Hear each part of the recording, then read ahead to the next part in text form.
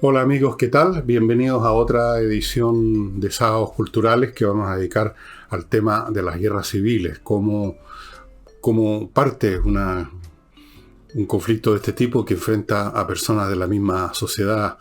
Por eso que se habla de guerras fratricidas, porque son entre hermanos. Pero antes de entrar en materia y explicarles por qué he llegado a decidir hablar de eso, quiero contarles que he recibido, como lo hago habitualmente, como ocurre, 2 libros, literatura, de 2 autores. Agradezco mucho el envío. Uno se llama Carrascal Boca Abajo, de don Claudio Rodríguez Morales, quien escribió aquí una dedicatoria muy amable. Y es un libro que lo he hojeado aquí y allá, no lo he leído completo, está en la fila, pero cuando recibo un libro de este tipo, una novela, una obra de ficción, leo acá y allá algunos párrafos para más o menos captar, más o menos hasta donde se puede, de esa forma tan somera, la calidad de la prosa. Y debo decirles que este hombre escribe muy, pero muy bien, y es un libro policial, en cierto sentido, bastante policial y muy interesante, con 2 o 3 párrafos que una persona que lee bastante, le eche una mirada, es suficiente para darse cuenta de la habilidad del que lo hace. Así es que este libro, que entiendo que está en la 2ª edición, la primera novela de Claudio. Muchas gracias, Claudio, escribes muy bien, sigue adelante con esto. Y el otro libro que recibí, lo acabo de recibir, así que ni siquiera lo he podido abrir, es un libro de cuentos de don Guido Virgilio Schiapacase Cosio, una dádiva para Lucas, me parece que dice aquí. Es un libro de cuentos. Me referiré, gracias por el envío, voy a abrirlo y leer, voy a hacer lo mismo que hice con Claudio, leer aquí y allá para tener una idea más o menos de lo que usted hace, cuál es su trabajo, cómo lo ha seguido. Muchas gracias.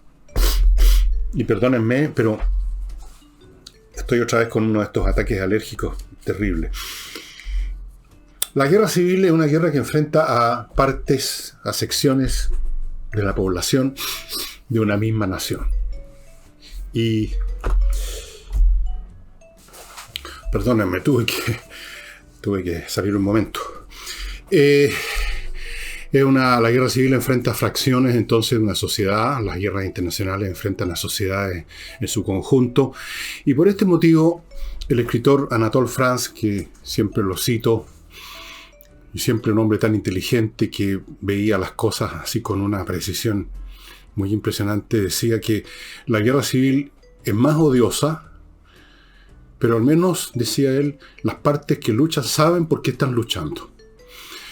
Las fracciones que se enfrentan en una guerra civil efectivamente se enfrentan, saben, por diferencias con el otro bando sustantivas que conocen perfectamente bien, cosa que no ocurre en una guerra internacional, donde muchas veces, como lo vemos ahora en el caso de Ucrania, los soldados rusos, en el caso de esta guerra, no tienen idea de por qué los llevaron. Les dieron una explicación vaga de que iban a liberar una zona, que iban a desnazificar, y una cosa absolutamente absurda. Y eso es todo. Los ucranianos saben por qué están luchando por defender su territorio, su país. En la guerra civil las partes saben por qué están peleando. Decía Anatole France, no para justificar, para legitimar, sino que decía por lo menos eso. Saben por qué. Ahora, ese por qué, ese conocimiento de las partes tiene que ver con cuestiones de fondo, concepciones radicales que van al meollo de lo que las partes consideran aceptable, correcto, en el ámbito de lo político, lo económico y los valores. No es diferencias de cualquier clase, son diferencias centrales que tienen que ver cómo la sociedad se construye, se arma institucionalmente, valóricamente. Entonces, cuando en el seno de una sociedad emergen visiones distintas, una que quizás ha estado ahí mucho tiempo y otra que la desafía, eso es normalmente lo que ocurre, pero no siempre, Estamos entonces en una situación bastante dificultosa de conflicto porque el territorio, el país es uno solo y sin embargo hay dos facciones que desean construirlo de una manera completamente distinta a la que pretende el otro bando construir en el mismo territorio, en el mismo espacio social e institucional. No pueden estar coexistiendo. No son gustos o preferencias sobre cuestiones que no van a la arquitectura central de la sociedad.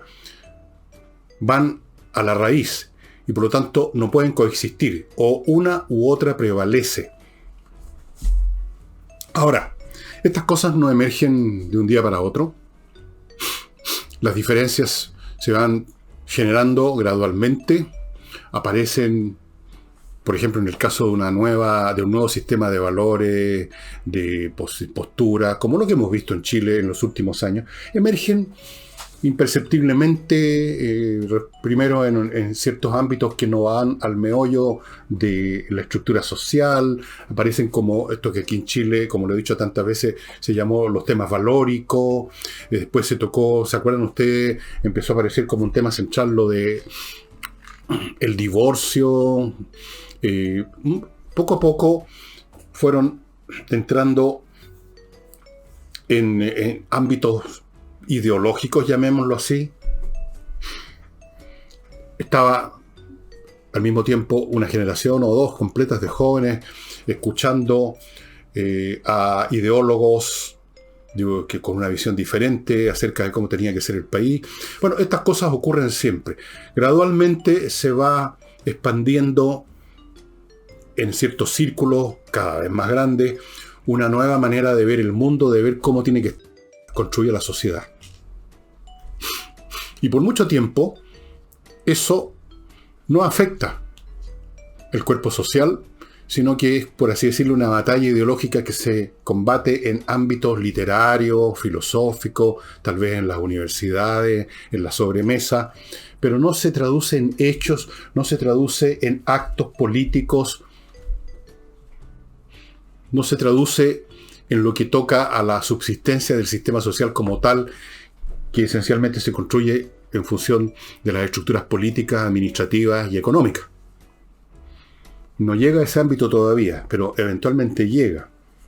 Cuando llega al ámbito político, también aparece de a poco, empieza a poner en tela de juicio lo que hay, empieza a proponer otras cosas, y ahí la situación empieza a tomar otro cariz.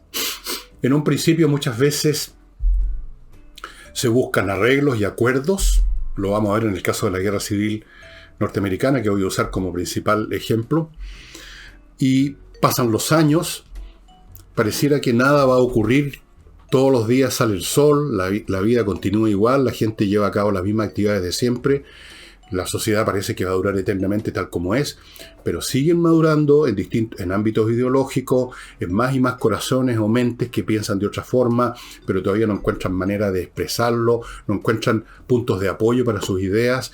Luego se llega a la esfera política, ahora ya hay posibilidad de elegir a ciertos representantes, en el caso de las democracias, que expresan nuestros puntos de vista.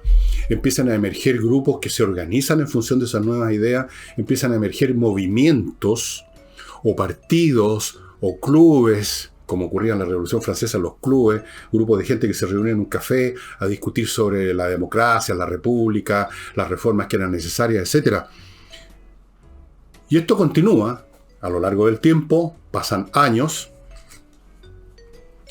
hasta que se llega a un momento en que los dos bandos están relativamente equiparados en fuerza, no necesariamente 50-50, pero hay ya una minoría por lo menos importante, 25-30% de la población que piensa de una manera distinta, eso ya es muy importante.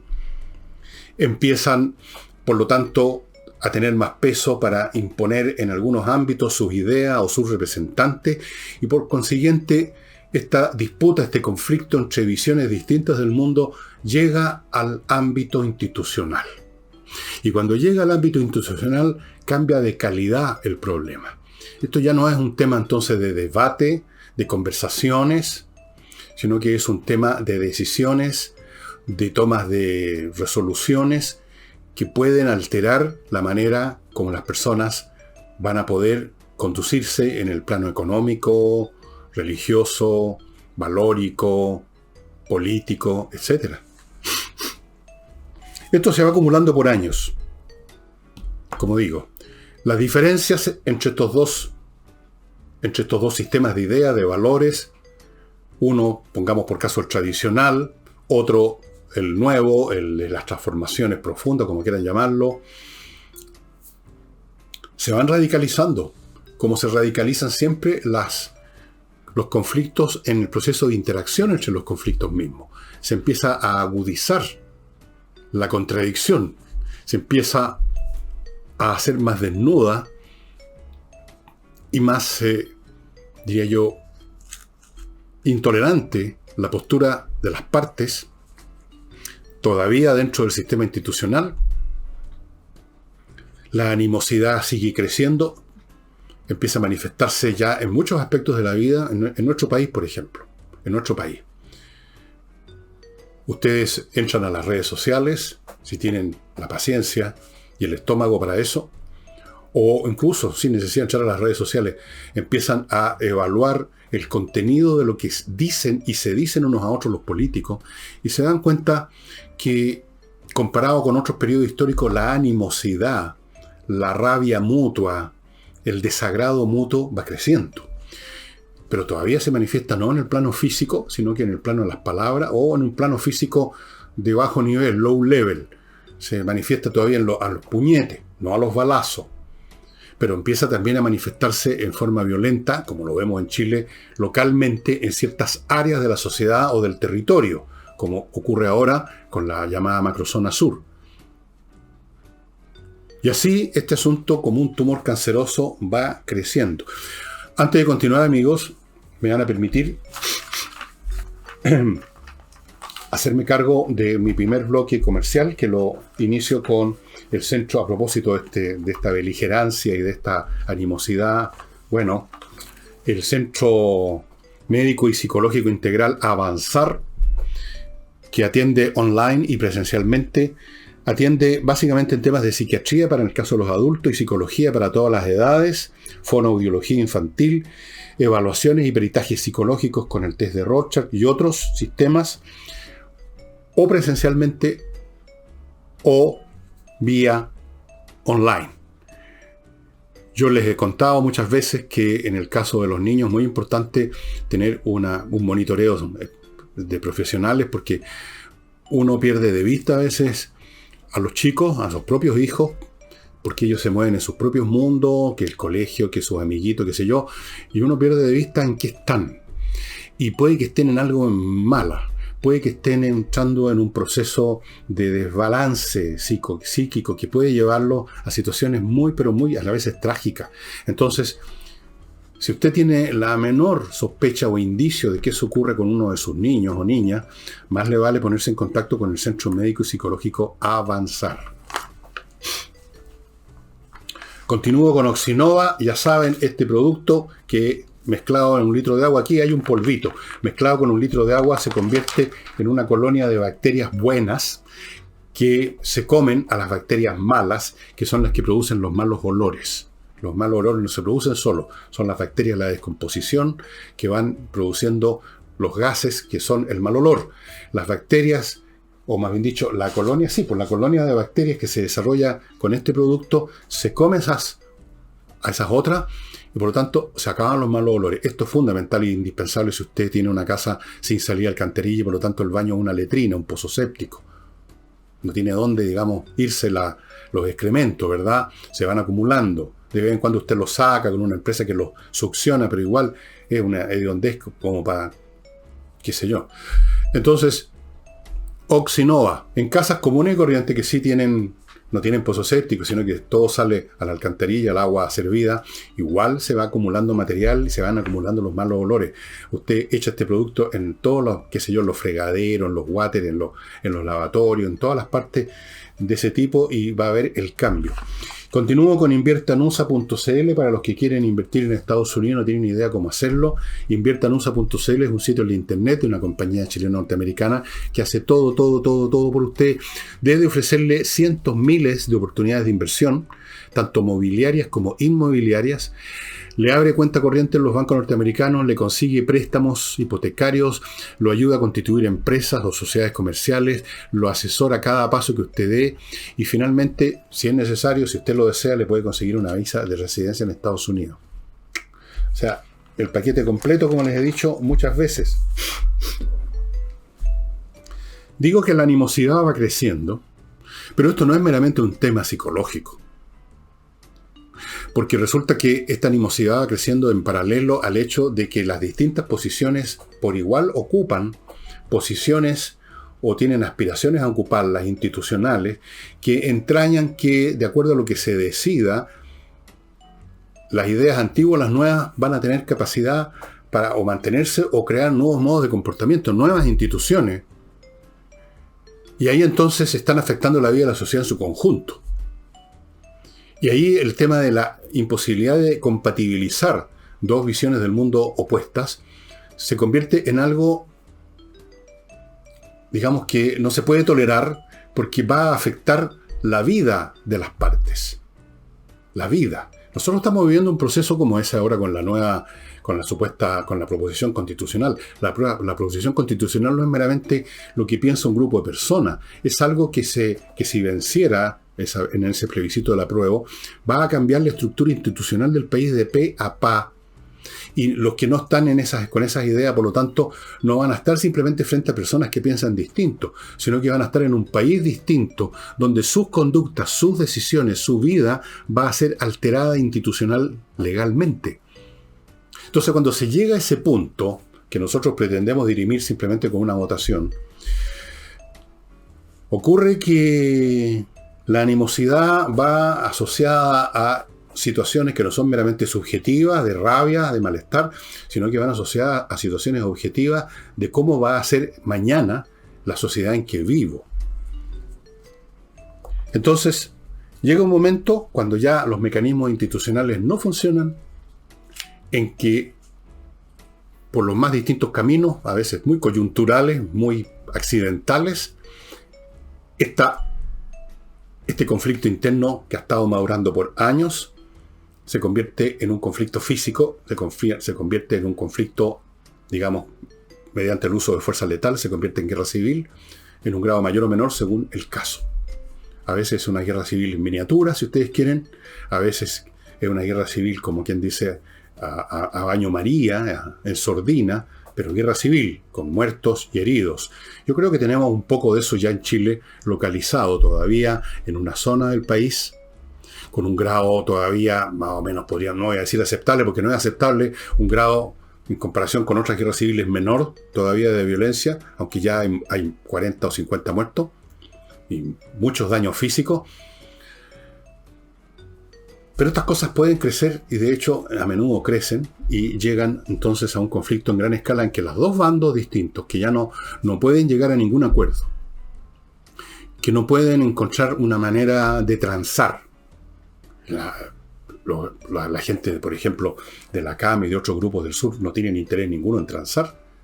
El gobierno central supuestamente sí, habla de diálogo, pero los otros no. Entonces, llega un momento en que ante esta imposibilidad de llegar a acuerdos, la cosa se dirime simplemente, por así decirlo, en el campo de batalla. Se dirime a la fuerza, se dirime a los balazos.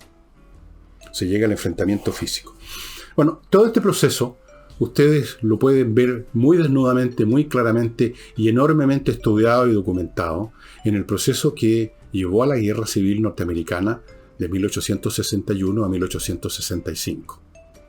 Este es un tema que a mí me ha interesado siempre mucho, tal como la Revolución Francesa, uno de los muchísimos temas que me interesan y que los he leído y estudiado lo más que he podido.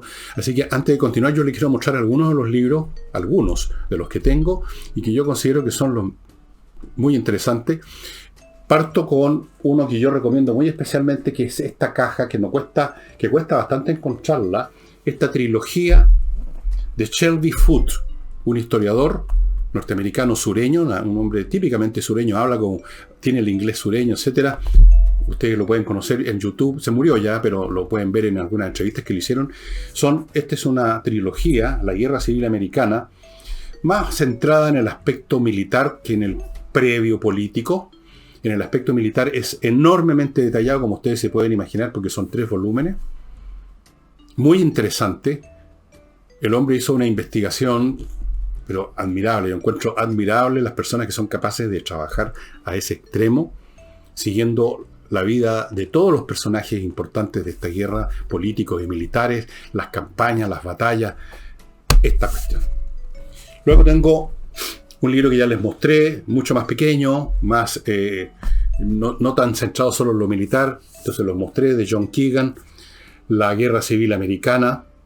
Aquí estamos hablando de un libro entonces bastante más accesible desde el punto de vista del tiempo que hay que gastar en leerlo. Luego tengo este otro que también es un libro suelto, Corazones en Conflicto, una historia de la guerra civil en un volumen, de Kurt Anders. Este lo compré hace mucho tiempo. También lo recomiendo, amigos. Es un buen análisis. Y luego continúo con uno que tiene un carácter más anecdótico. Los azules y los grises. Un volumen con 48 páginas de ilustraciones muy curioso. Son 450 historias contadas de la guerra mundial, de la guerra civil, por sus participantes. Por ejemplo, cartas que escribían los soldados a sus familias, informes oficiales, soldados de los 2 bandos, enfermeras, civiles. Muy interesante ver cómo vivió esta guerra civil la gente que tuvo que combatirla como soldado, o que tuvo que estar ahí cortando piernas, brazos, porque fue una mutilación espantosa esa guerra por razones... alguna vez voy a contar por qué esta guerra fue tan dada a la mutilación. Tiene que ver con la tecnología militar de la época y la tecnología médica de la época. Y luego tenemos otra colección también muy buena, 3 volúmenes, de Bruce Catton, La Guerra Civil Americana. Todos estos libros me han permitido, yo no los he leído todos en un día, por supuesto, tener una idea bastante precisa de cómo estas cosas ocurren. Porque en general, una guerra civil, como cualquier guerra, como cualquier evento de gran calado, siempre para el ciudadano, para la persona común y corriente como yo, como usted, se hace difícil imaginar qué puede ocurrir. Y cuando uno anuncia, como me pasó a mí cuando yo anuncié que en Chile iba a haber un proceso revolucionario, que es lo que está ocurriendo, parece algo tan fuera de lo común, tan exorbitante, tan excéntrico, extravagante, que no se puede creer. A mí nadie me creyó cuando decía que están todos los signos de un proceso revolucionario. No puede ser, pues si todos los días son iguales. Claro, todos los días son iguales hasta que dejan de serlo, hasta que se han acumulado estas fuerzas que les decía yo, de animadversión mutua, de incompatibilidad de distintas visiones. Y llega un momento en que tenemos lo que tenemos ahora en Chile y podemos quizás que tener mal día de mañana. No sabemos todavía. No sabemos cómo va a terminar este proceso que estamos viviendo. ¿Podría terminar en una guerra civil en algún grado? Claro que sí. No porque sea terrible, porque es imposible. Las cosas, como dicen los americanos, shit happen. La mierda ocurre. Las tragedias ocurren, las guerras ocurren, y es increíble que a pesar de lo abundantes que son, las guerras ocurren, y las guerras civiles ocurren, que la gente siempre piensa que eso es imposible, que eso no puede pasar. No puede pasar, no. ¿Cómo vamos a entrar en guerra? ¿Cómo vamos a agarrarnos a balazo con los vecinos? Sí, se puede. Porque además aquí hay una cuestión que va incluso más allá de, podríamos decir, las diferencias de opinión o de cosmovisión, como dicen ahora los ciúticos, entre distintas facciones de un país.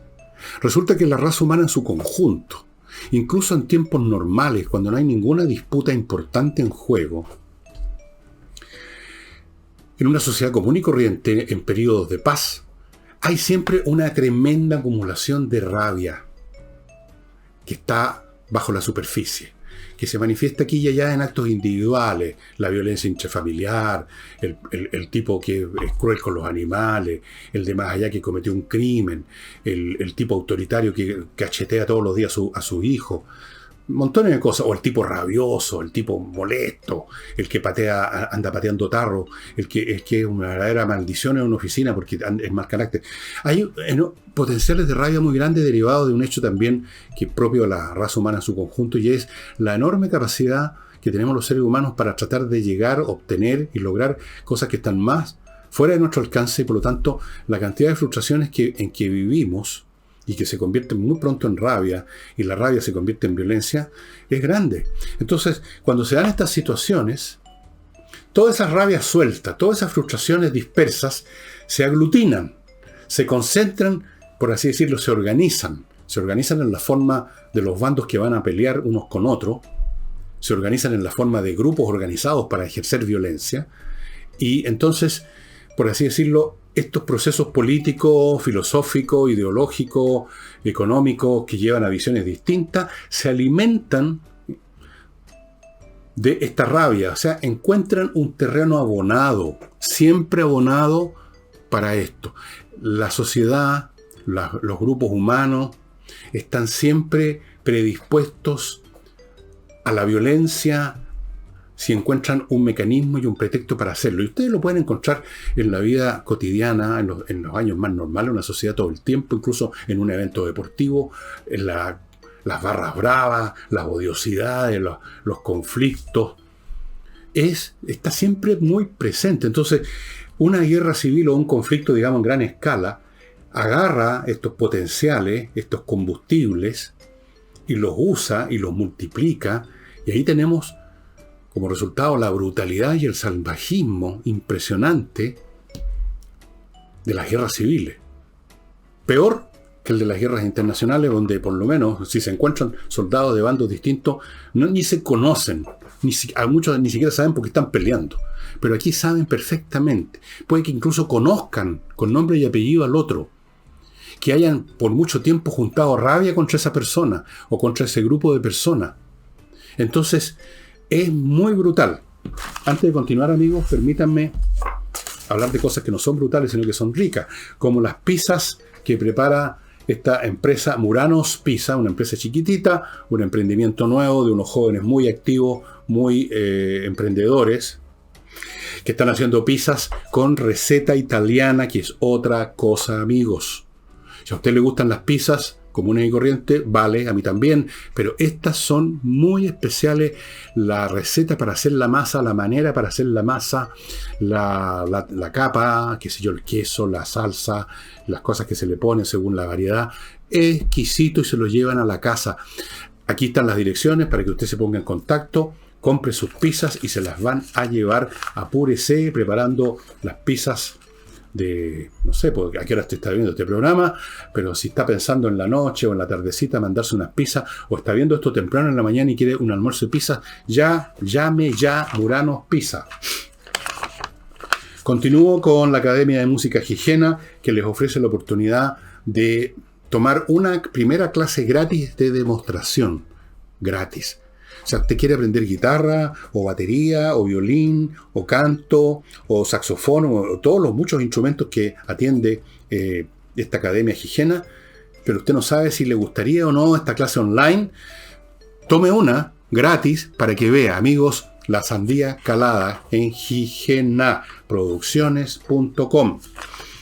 Y termino mi bloque comercial con Climo, la empresa chilena que ofrece la mejor climatización, se lo digo por experiencia personal, miclimo.com, y con espacioajedrez.com, donde usted ya está invitado a ir para matricularse en los cursos que se inician en agosto.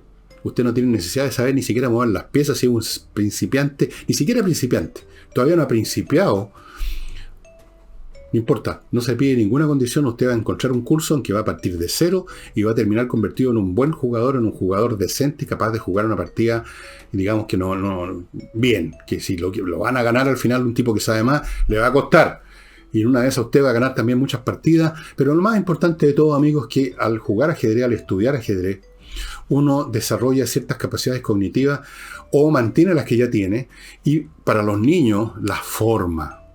El niño no tiene, en general, yo sobre todo hoy en día con un sistema educacional como las pelotas, no tiene paradigmas mentales precisos, se alimenta con puras porquerías de la televisión, de internet. Póngase en manos del ajedrez para educar al chiquillo. Va a formarle una mente mucho más organizada y eso le va a servir para toda la vida.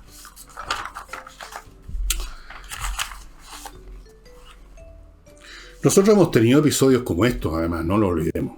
Nosotros tuvimos una guerra civil en 1891.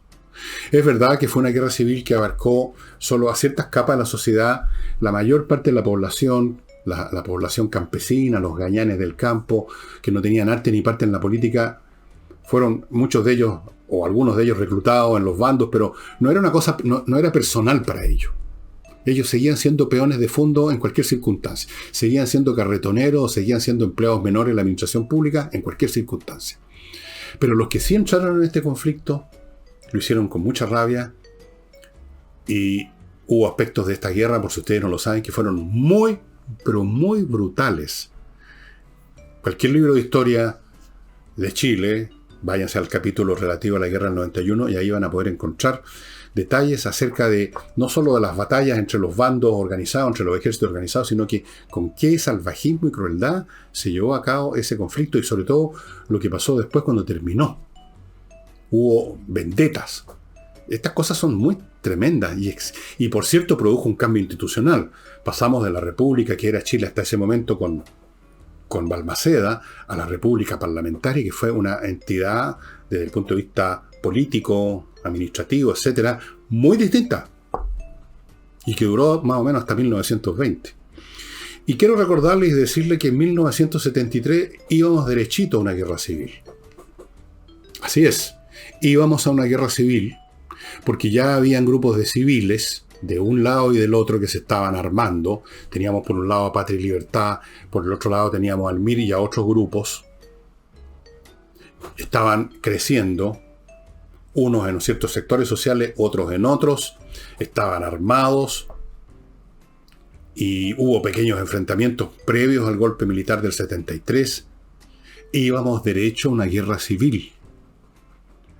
Y en la guerra civil, quiero que ustedes recuerden este punto esencial. No son solo civiles, aunque se llame guerra civil, que se organizan militarmente para tratar de destruir al adversario. Las instituciones militares mismas, y eso le da un nivel mucho mayor de brutalidad, se dividen. Y entonces a esos civiles que tienen una cierta idea se unen los militares que comparten esas ideas y por lo tanto el asunto adquiere un volumen mucho mayor. Es lo que pasó en la Guerra Civil de 1891. Es lo que pasó en la Guerra Civil norteamericana. El ejército se dividió, oficiales de sureños se fueron al sur a dirigir tropas sureñas. Otros se quedaron en el norte o se fueron para el norte. Las familias se dividieron. Fue muy terrible porque ese es uno de los aspectos humanos más espantosos y es que esta división entre facciones permea toda la estructura social. No es meramente partidos que se enfrentan, sino que familias que se dividen, hermano contra hermano, padre contra hijo.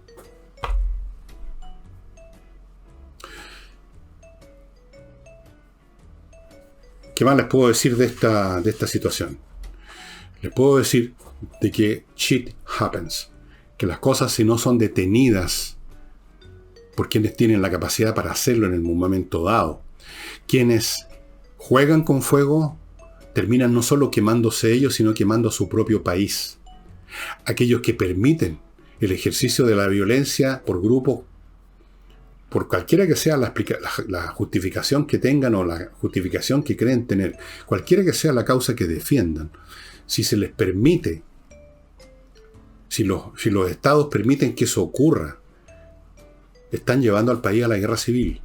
Porque llega un momento que los civiles del otro lado y que ya no confían en la acción del Estado se toman, como se dice en la frase, la justicia en sus manos. Y ahí, ¿quién para eso?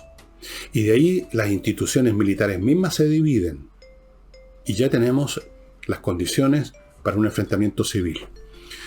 De todos estos libros que les he mostrado, la Guerra Civil Americana, el que les recomiendo que consigan, porque además me consta que está, estos otros son más difíciles de encontrar, este es más legible, no es un tremendo mamotreto como estos otros, de John Keegan, La Guerra Civil Americana. Pero, por último, entren ustedes a alguna librería digital, a Amazon, por ejemplo, o a Barnes & Noble, o a cualquier otra, y busquen American Civil War, y van a encontrar montones de libros, algunos quizás más nuevos que estos. Elijan el que quieran. Es muy interesante esa guerra en sí misma, digamos, siendo un poco frívolo, es entretenido leer sobre esa guerra, pero uno aprende mucho acerca de cómo estos polvos conducen a estos lodos. En eso se resume finalmente estos procesos. Parten como cosas menores, como 2 o 3 idealistas que dicen ciertas cosas en un pasillo en una universidad y terminan a los balazos, terminan con guerra. O terminan con una insurrección de la grandísima, como lo vimos en Perú con el Sendero Luminoso y como lo estamos ya viendo en Chile con la CAM. Ojo, todavía en Chile estamos, si se dan otras circunstancias que las que tenemos actualmente, en condiciones de parar esto antes que sea tarde. Porque además, y para peor, hay fuerzas externas a Chile que están súper interesadas en que esta situación se produzca. ¿Qué mejor les convendría para hacer pedazos la integridad territorial de Chile y quedarse con la mitad o 2/3 de nuestro territorio, aprovechando, como dicen, a río revuelto, ganancia de pescadores? Y eso sería todo por hoy, estimados amigos. Espero que les sirva de algo este programa. Nos vemos mañana domingo.